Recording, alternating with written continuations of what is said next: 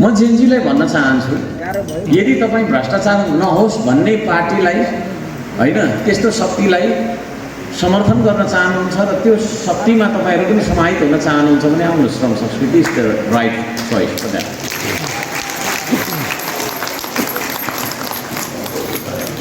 किन म त्यो ग्यारेन्टी लिन्छु भने यो पार्टीको तपाईँको चाहिँ सबैभन्दा अगुवा श्रमदाता म होइन, मेरै भिजनबाट मैले नै सुरु गरेको यो।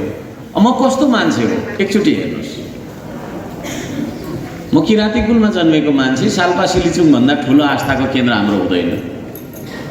त्यसको कसम खाएर मैले होइन भनेको छु, मेरो जीवनकालमा, मेरो राजनीतिक जीवनकालमा 1 रुपियाँ मात्रै भ्रष्टाचार गरेर खाएँ भने त्यही पल मेरो मरण होस् भनेर कसम खाएर आएको त्यहाँ माथि है।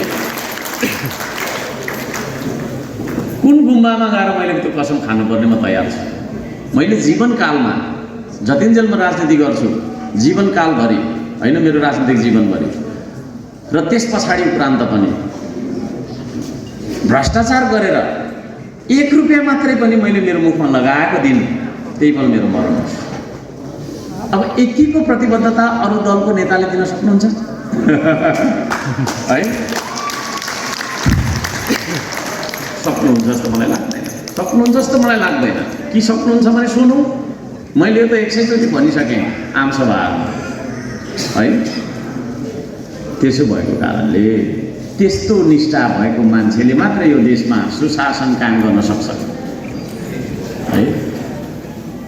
भ्रष्टाचारलाई हामीले चाहिँ जराइबाट उखेल्नका लागि त शीर्षस्थ स्थानमा रहेको मान्छे भ्रष्टाचार भन्दा तपाईँको चाहिँ पृथक मुक्त हुनु पर्यो नि त होइन। भ्रष्टाचारमा मुछिएको मान्छेले त गर्दैन त्यो। अब अहिले विकल्पको रूपमा आउन खोजेको पार्टीहरूलाई पनि हेरौँ न एकचोटि होइन। विभिन्न ठगीको आरोप, भरिकिएको आरोप लागेको छ है। घरि कुन देशबाट गाडी चढेर आयो अरे, गाडी विदेशी गाडी लिएर चुनाव लड्यो अरे भन्नेहरू छ। यिनीहरूलाई हेर्दाखेरि त्यो पार्टीबाट सुशासन आउला त म जेएनजीले भन्न चाहन्छु। आउँछ जस्तो मलाई लाग्दैन। के आउँछ भने आई डोन्ट नो, कसरी आउँछ लेट मी नो है। आउँदैन, खुट्टी हेरेर थाहा पाउनुपर्छ, चाल पाउनुपर्छ होइन। होइन भन्नु न, यसो खोरभित्र के राखेको छ खुट्टा हेरेर खुर हेरेर थाहा पाउनुपर्छ क्या चलाक मान्छेले चाहिँ। खोइ त्यसको म टाउको हेर्छु भनिराख्नै परेन नि। बाख्राको खुरमा थाहा हुँदैन त, गाईको खुर कस्तो हुन्छ होइन, मान्छेको खुट्टा कस्तो हुन्छ, त्यहाँबाट थाहा पाउनुपर्छ। खुट्टी हेरेर चाल पाउनुपर्छ। म जेएनजीलाई त्यो भन्न चाहन्छु है।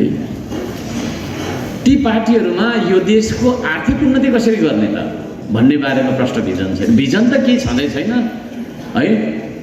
लहरको तपाईँको तालमा लागेर, लहरमा लागेर यस्तो हो उस्तो हो भनेर चाहिँ तपाईँको फ्यासन सो गरेर यो देशको आर्थिक उन्नति हुँदैन, सामाजिक उन्नयन हुँदैन, सांस्कृतिक उन्नति हुँदैन। त्यो विषयमा प्रष्ट हुनका लागि म अनुरोध गर्न चाहन्छु।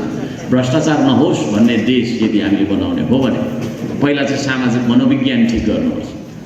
किनभने त्यो भ्रष्टाचारी हाम्रै समाजभित्रको मान्छे हो होइन। हाम्रै समाजभित्रको मान्छे होला नि त होइन। नेपालमा भ्रष्टाचार गर्ने मान्छे त नेपाली समाजभित्रकै मान्छे होला भने सामाजिक मनोविज्ञान कसरी चेन्ज गर्ने त, कसरी परिवर्तन गर्ने त भन्दाखेरि कामप्रतिको दृष्टिकोण हामीले परिवर्तन गर्नुपर्छ। यही देशमा काम गर्दाखेरि सानो भइँदैन भन्ने दृष्टिकोण हामीले परिवर्तन गर्नुपर्छ। गफ होइन, काम गर्नुपर्छ, पसिना बगाउनुपर्छ भन्ने दृष्टिकोण हामीले तपाईँको चाहिँ स्थापना गर्नुपर्छ। यदि त्यो हुनु सकेन भने है हामी भ्रष्ट भइरहन्छ।